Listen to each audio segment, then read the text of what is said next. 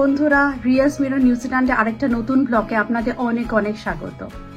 আজকে আমি রেডি হয়ে গেছি অফিসে যাওয়ার জন্য। আজকে চন্দন অফিসে যাবে আর সেই সাথে ননিও যাবে তার ডে কেয়ারে। ননি আর আমি আর চন্দন সবাই রেডি হচ্ছি। আর যাওয়ার পথে আমরা ননিকে ড্রপ করে দিয়ে যাব আর আমিও তারপর নেমে যাব আমার অফিসে, তারপর চন্দন চলে যাবে ওর অফিসে। আর সেই জন্য রেডি হওয়া। আজকের ব্লগে আমি আপনাদের দেব ডে কেয়ার সম্পর্কে কিছু ইনফরমেশন।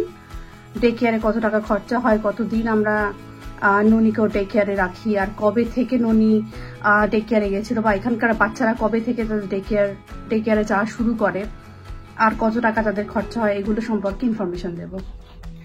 সকালে উঠে আমাদের স্মুদি রেডি, আর সেই সাথে হলো এই ননির জন্য একটা পরিজ বানাচ্ছি। তো ওর মধ্যে উইট বিক্স কিছুটা চিয়া সিড দিয়েছি, আর এরকম ইয়োগার্ট আমাদের এরকম কিনতে পাওয়া যায়, ইন্ডিভিজুয়াল এক একটা করে ইয়োগার্ট পাওয়া যায়, সেটাই দেবো। আর সেই সাথে আমি একটু বেরিজ, মিক্সড বেরি আর কিউই পেস্ট করে রাখি। পরিষ্কার রেডি করে নিচ্ছি, আমি বসা করে নেবো পাবের উপর। ব্রেকফাস্টটা খাইয়ে পাঠাই, যেটুকুনি আমার হাতে, বাকিটুকু রেখে দিচ্ছি স্টোর করে।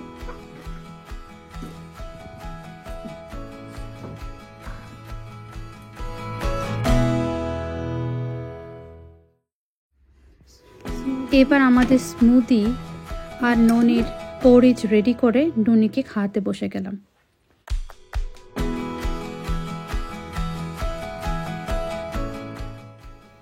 চিনি সকাল 8টায় স্কুলে চলে গেছে, ওর স্কুল 8:25 থেকে শুরু। তারপর থেকে আমাদের রেডি হতে হতে এই সময়টা বেশ তাড়াহুড়োতেই কাটে। এবার টিভি চালিয়ে ননিকে খাওয়াতে বসে গেছি।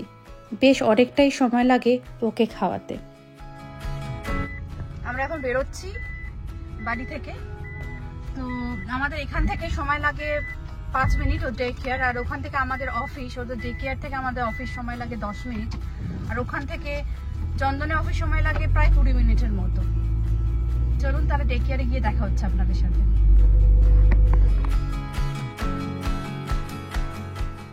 এই আমাদের বাড়ি থেকে ননি ডে কেয়ার যেতে 3 থেকে 4 মিনিটের মতো সময় লাগে, খুবই কাছে। মাঝখানে পরে রিচার স্কুল, তারপরেই ননির ডে কেয়ার।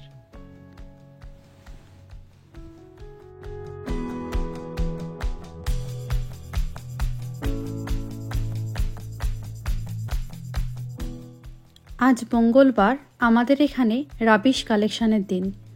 রাস্তার পাশে যে ছোট ছোট রাবিশ বিনগুলো দেখছেন, সেই বিনগুলো সবাই নিজের বাড়ি থেকে এনে বাইরে রেখে দিয়েছে। পরে রাবিশ কালেকশনের ট্রাক এসে রাবিশ বিনগুলো থেকে রাবিশ নিয়ে খালি বিনগুলো ফেলে রেখে দিয়ে যাবে।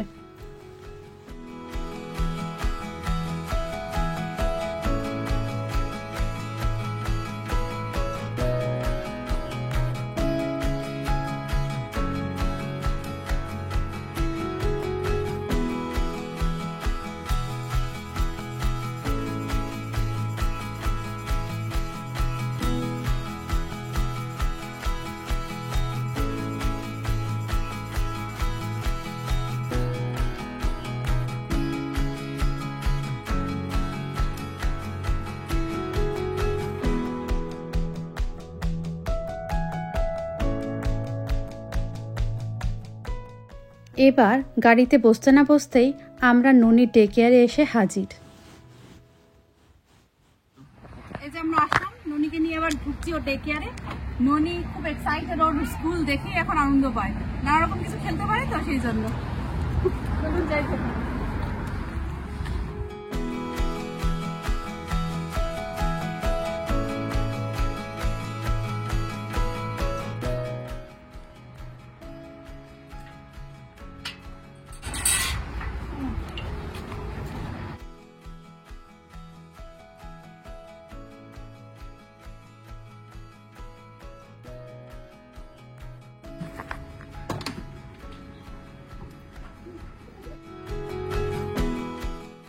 এখানে ওদের স্ক্যানিং করতে হয়, কখন ড্রপ অফ করলো, কখন পিক আপ করলো সেগুলো।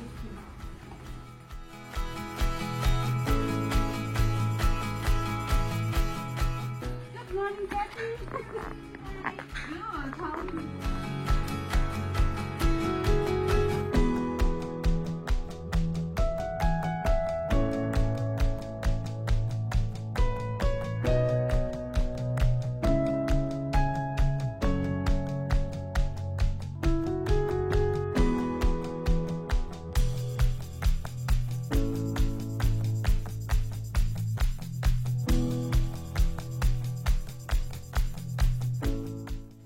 যাক, তাহলে এবার আমরা নিশ্চিন্ত।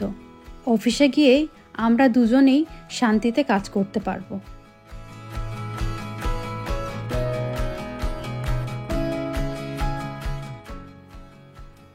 এখানে বাচ্চাদের দাদু দিদা ঠাকুমার কাছে বড় হয়ে ওঠে না, অগত্যা ডে কেয়ারই ভরসা।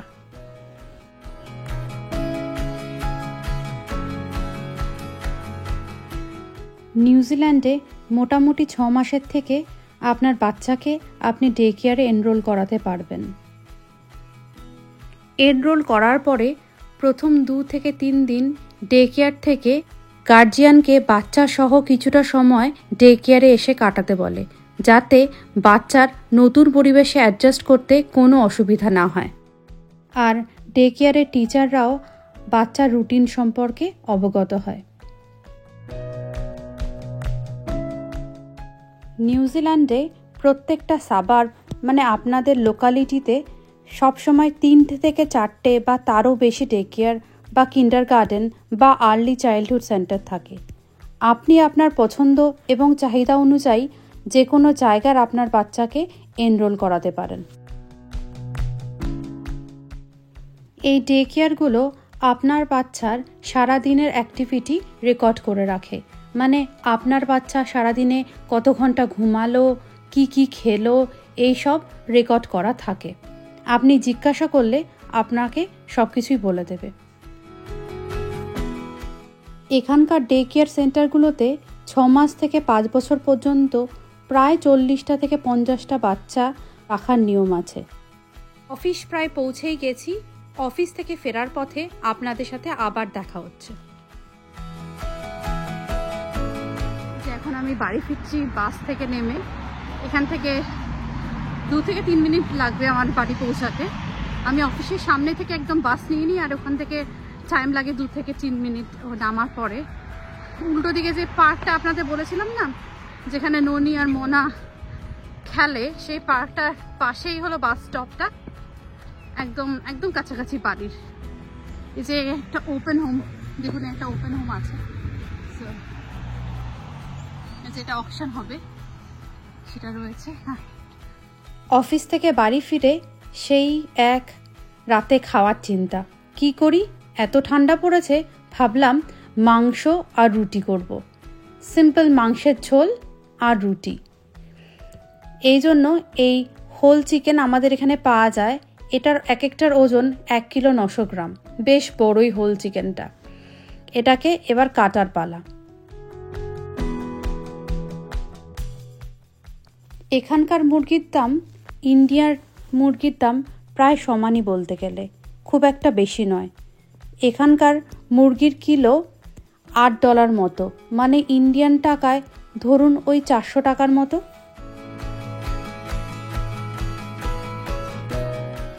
ডে কেয়ার সম্পর্কে তো অনেক কিছুই জানলেন। এখন প্রশ্ন আসতে পারে, ডে কেয়ারগুলোতে খরচা কীরকম হয়।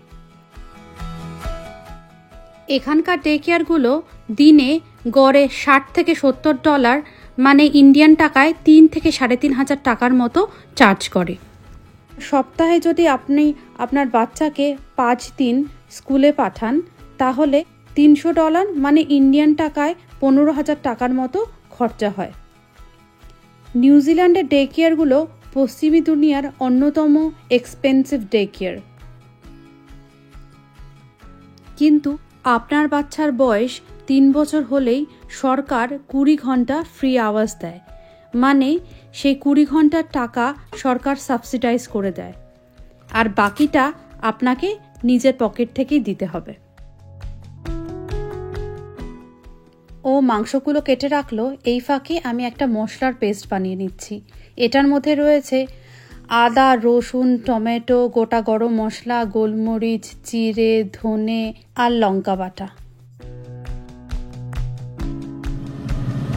এবারে কড়াইতে সর্ষের তেল দিয়ে আলুগুলোকে ভালো করে ভেজে তুলে রাখছি।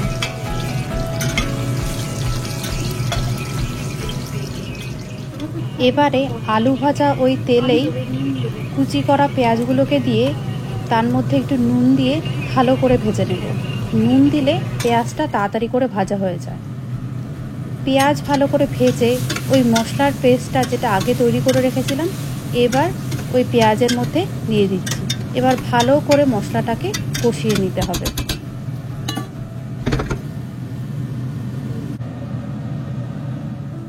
মশলাটা ভালো করে কষে গেছে, মশলা থেকে তেলও ছেড়ে দিয়েছে। এবার এতে মাংসগুলোকে দিয়ে দিচ্ছি।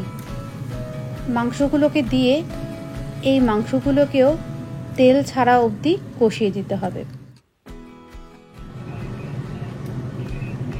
মাঝে আলুগুলোকেও দিয়ে দিয়েছি। এই আলুগুলো আমাদের ইন্ডিয়ার চন্দ্রমুখী আলুর মতো খুব তাড়াতাড়ি সেদ্ধ করে হয়ে যায়, তাই আলুগুলোকে পরেই দিলাম।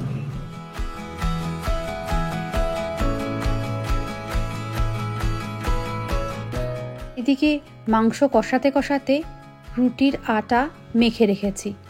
এবার বেলে রুটিগুলোকে করে নেব। ছোটবেলায় যখন দেখতাম মা কাকিমারা কি সুন্দর গোল করে রুটি বেলে, তখন ভাবতাম এদের হাতে কি জাদু আছে, কি সুন্দর গোল রুটি হয়। আমি তো পারিই না। দেখুন এখন বড় হয়ে সব শিখে গেছি।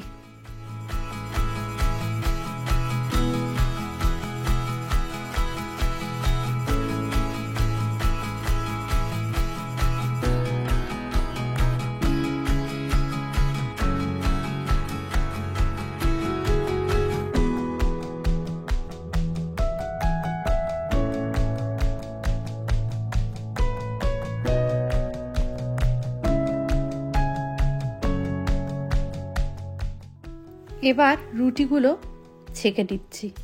মাংস কিন্তু ওদিকে কষছে, এখনো তেলটা ছাড়েনি।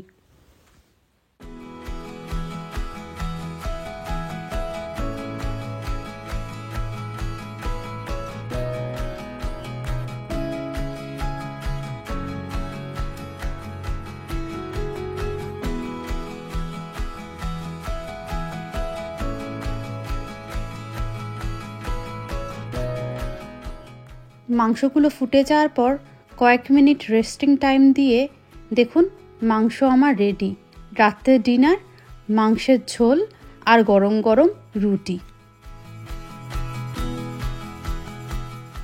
তাহলে বন্ধুরা আজকের ব্লগটা আমি এখানেই শেষ করছি। আমার এই ব্লগটা যদি আপনাদের ভালো লেগে থাকে তাহলে লাইক, শেয়ার আর সাবস্ক্রাইব করে দিতে ভুলবেন না। ভালো থাকুন, সুস্থ থাকুন আর চোখ রাখুন আমার চ্যানেল রিও স্পিরিট নিউজিল্যান্ডে।